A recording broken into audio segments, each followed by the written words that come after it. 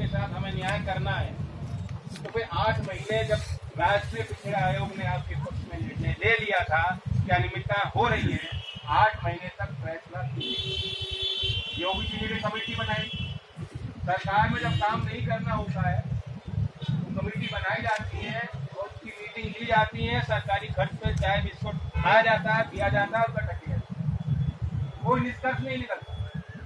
और वही आपके फैसले का हुआ।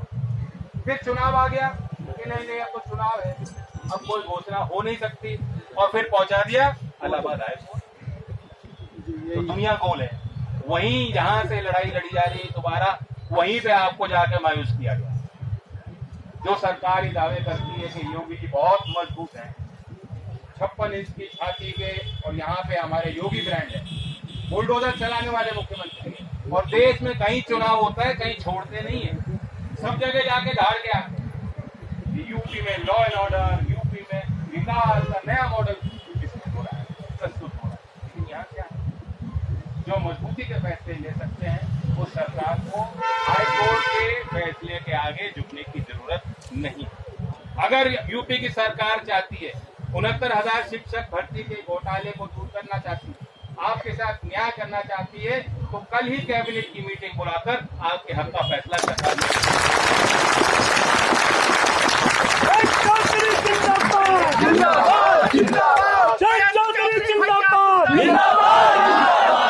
राज्यसभा में, देश के पार्लियामेंट में ये बात मैं रखूंगा जी, मैं आपको वादा करता हूँ उसी सत्र में 01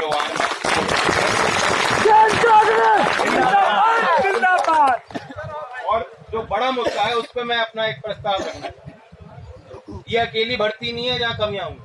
आपको मालूम है 2019 से पुलिस की भर्ती नहीं हुई, 5 साल होने वाला है। जो लॉ एंड ऑर्डर के बड़े बड़े दावे कर रहे हैं, जब पुलिस की भर्ती नहीं होंगी तो हमारी महिलाएं, हमारे आने वाली पीढ़ियां कैसे सुरक्षित हो सकती। और अभी भी उन्होंने घोषणा की है, भर्ती कब होगी कैसे होगी मुझे नहीं पता। युवाओं के लिए, खिलाड़ियों के लिए भी इन्होंने बड़ी बात कही कि हम हर ग्राम पंचायत में खेल का मैदान तैयार करें। मेजर ध्यानचंद जी का नाम कौन नहीं जानता, वो हीरो है, आइकॉन है नौजवानों के। मेजर ध्यानचंद जी के नाम से हम खेल इंफ्रास्ट्रक्चर अभियान मिशन के तहत तौर पर सरकार काम करेगी। आज कहीं खेल का मैदान नहीं, यहाँ तक कि योगा के इंस्ट्रक्टर की नियुक्ति की सरकारी भर्ती की बात इन्होंने कही है, अभी भी सिर्फ घोषणा हो रही है। मैंने भी वेबसाइट पर जाके देखा, कब भर्ती होगी, कैसे होगी, कब तक समाप्त होगी, इसकी कोई समय सीमा नहीं। तो इन सारी भर्तियों को, लंबित भर्तियों को लेकर देखते हुए मैं एक मसौदा तैयार करूँ और आपका सहयोग मांगूं। अगर कानून की आवश्यकता होगी तो देश के पार्लियामेंट में भी वो मसौदा में पेश करूं, और उसमें बड़ी बड़ी मोटी मोटी मांगे क्या है। नंबर 1, इस देश में और राज्य में जब भी कोई भर्ती का बोर्ड स्थापित होता है कि कोई सर्विस कमीशन, चयन आयोग का स्थापना होती है, हर साल का उनका भर्ती का कैलेंडर क्या है, वित्तीय वर्ष के शुरुआत में प्रकाशित होना चाहिए, तय होना चाहिए। सबको मालूम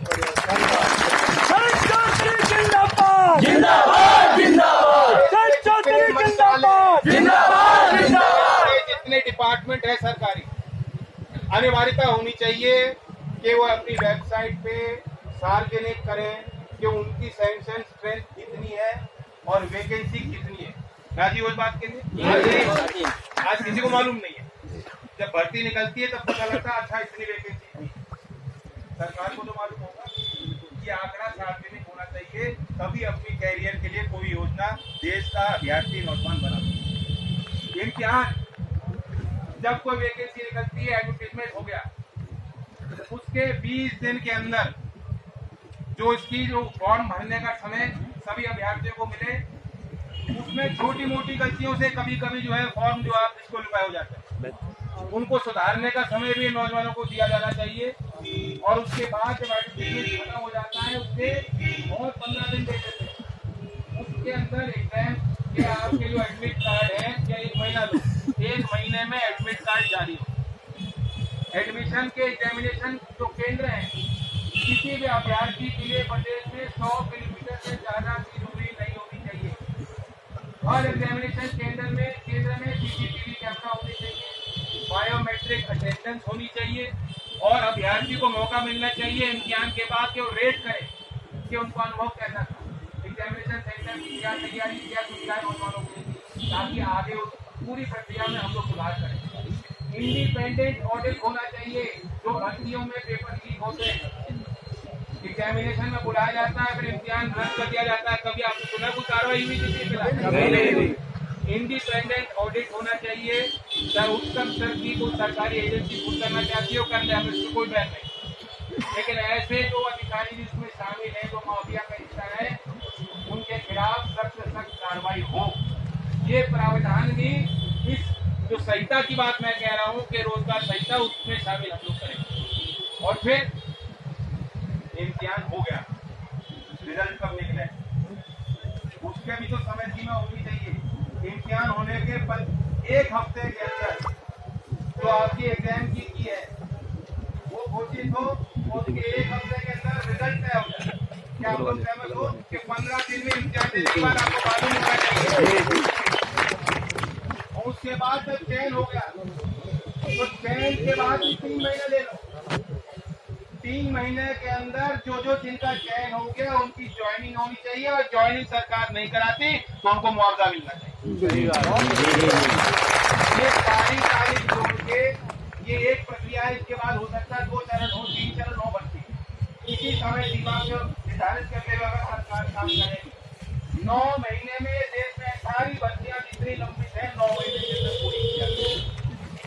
तो मैं आपका भी आशीर्वाद चाहता हूँ रोजगार के विषय को लेकर, खिलाड़ी के सम्मान को लेकर, नौजवानों के बेहतर शिक्षा व्यवस्थाओं को लेकर मैं आपको आमंत्रित करता हूँ। हमारे जो पार्टी के छात्र युवा इकाई है मेरठ के जनपद में 7 जनवरी को नए साल में हम युवा संसद का कार्यक्रम